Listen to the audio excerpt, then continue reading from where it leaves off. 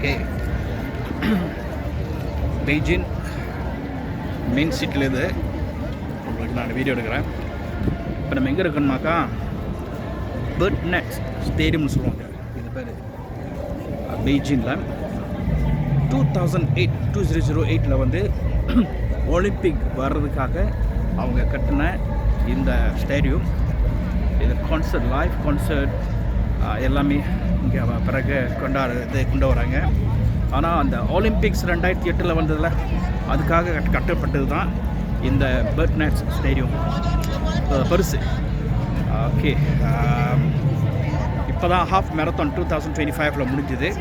Right, so I'm gonna show you.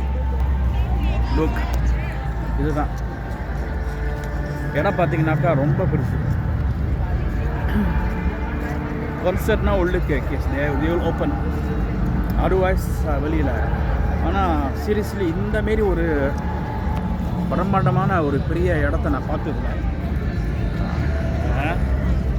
நான் I don't know to say about